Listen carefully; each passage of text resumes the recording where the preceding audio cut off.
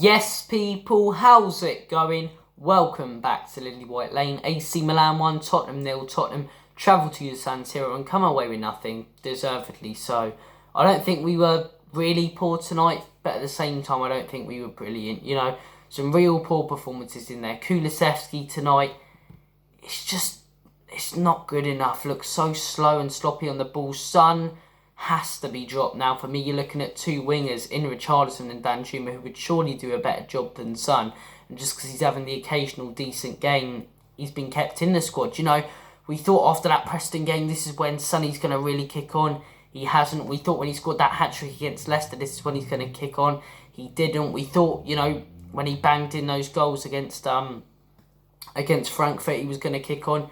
And he hasn't. He hasn't kicked on this season. For me, you've got to look at Danjuma, you've got to look at Richarlison, and you've got to start one of those in the next game. You really have. Look, as much as there were some poor performances, including Kane for me, who could have been a lot better, there was also some brilliant ones. I thought Pape Matar Sarr tonight was absolutely excellent. When you consider the circumstances, and same with Ollie Skip, Sarr slightly better than Skip for me, but when you consider the circumstances for both of those, never really played a game in the Champions League or started a game in the Champions League. Rarely start for Spurs. They're 4th and 5th choice midfielders, and they start in a round of 16 away game at the San Siro. The way they played tonight, absolutely excellent. I thought up top we weren't brilliant. Defensively we weren't great. But the midfield, which is the part of the field that we were most worried about coming into this game, was arguably the best.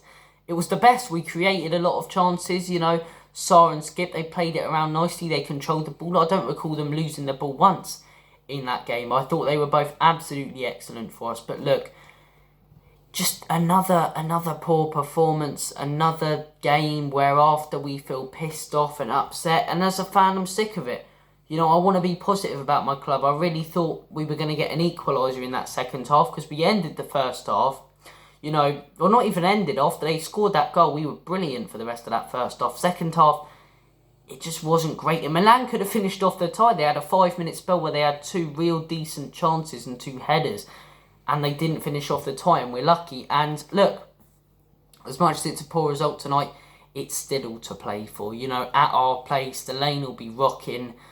And they're a beatable side, Milan. We saw that tonight. They're nothing special. They didn't create many clear-cut chances at all. And I'd argue we were the better team at their place and deserved to win. So look, we're going to need a big performance in that second leg. And that second leg's going to be crucial. All of the Kane haters say he doesn't step up in the big games. Will he step up in the next one? Same with Son.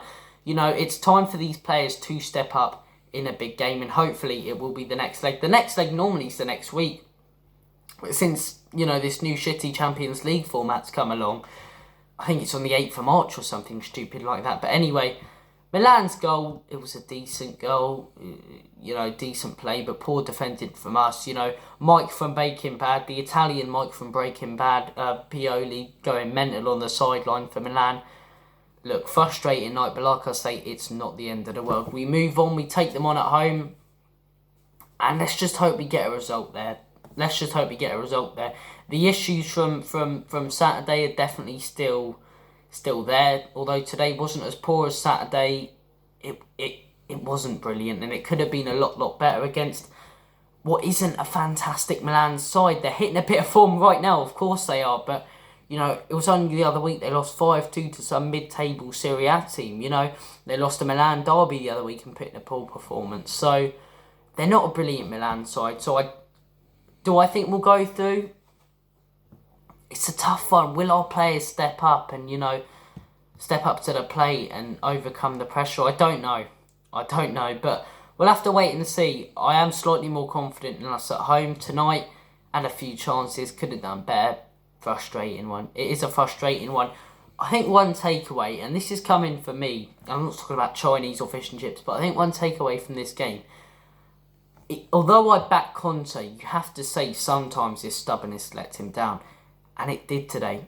I thought the Danjuma and Richarlison changes were way too late. I thought 10 minutes, okay, I understand you want to give the same players a run out, but with 10 minutes into the second half, it's exactly the same. Nothing's working.